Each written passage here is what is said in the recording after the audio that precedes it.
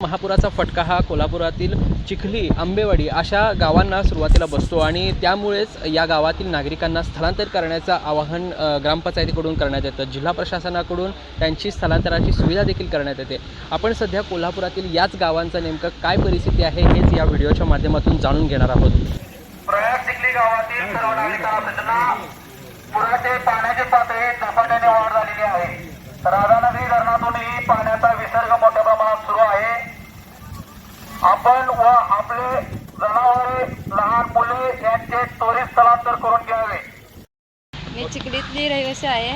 सध्याची पूरस्थिती बघता थोडं पाणी वाढत आहे, त्यामुळे चिखली गावचे ग्रामस्थ आता हळूहळू स्थलांतरित करत आहेत। कारण की नावानं आलमट्टीवाल्यांनी जरी पाण्याचा विसर्ग केला असला तरी राधानगरी धरण भरल्यामुळे इकडे पाण्याचा विसर्ग हा वाढत आहे आणि पुराच्या पाण्यातसुद्धा आता वाढ दिसत। घरामध्ये अजून तरी काय पाणी आलेलं नाही, पण आमची जी मेन वाट आहे आंबेवाडी चिखली ह्या रोडला आता पाणी गुडघ्याच्या जरासं खाली होईल एवढं पाणी आलेलं आहे। त्यामुळे आता जास्त करून माणसं नवीन चिखली जिथे बसतात, ज्यांना पुराच्या ह्याला दिलेल्या जागा तिकडे माणसं स्थलांतरित त्यांचं करत आहेत। मी रहिवासी तर चिखलीचा आणि काल स्थलांतर झालो राजपूतवाडला सोनतळी आणि प्रशासनाने तसं तर बरंच काही केलेलं आहे आमच्यासाठी, पण सांगितल्या पद्धतीने आम्ही पण स्थलांतर झालो। पाण्याची पातळी वाढत आहे, कदापि अजून पाण्याची पातळी वाढेल।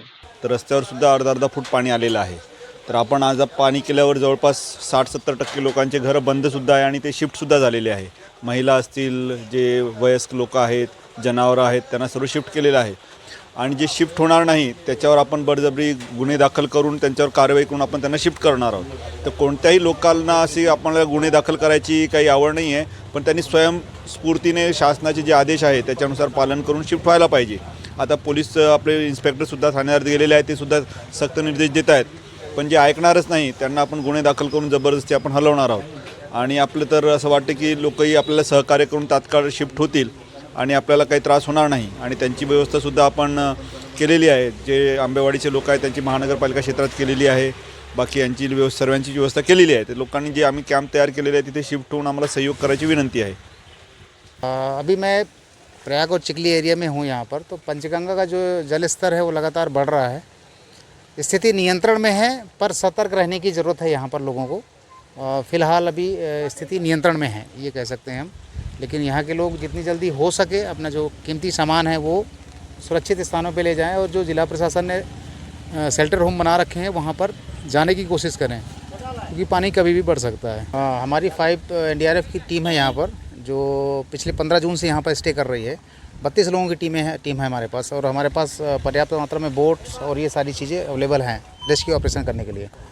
लोगों से मेरा यही निवेदन है कि जितनी जल्दी हो सके सुरक्षित स्थानों में जाएं। हो सकता है कि बाढ़ जैसी स्थिति पैदा हो जाए, लेकिन लोगों को घबराने की ज़रूरत नहीं है। NDRF है यहाँ पर और जिला प्रशासन की टीम है और आपके साथ हम यहाँ पर खड़े हैं NDRF की टीम में। दरम्यान 25 जुलै रोजी संध्याकाळी राधानगरी धरणाचा 5 नंबरचा स्वयंचलित दरवाजा देखील उघडल्यामुळे आता धरणाचे 5 दरवाजे उघडलेले आहेत। त्यामुळे एकूण 8640 क्युसेक्स इतका पाण्याचा विसर्ग भोगावती नदीपात्रात सुरू आहे। त्यामुळे नदीकाठच्या लोकांनी दक्षता घेण्याचे आवाहन जिल्हा प्रशासनाच्या वतीने करण्यात आले आहे।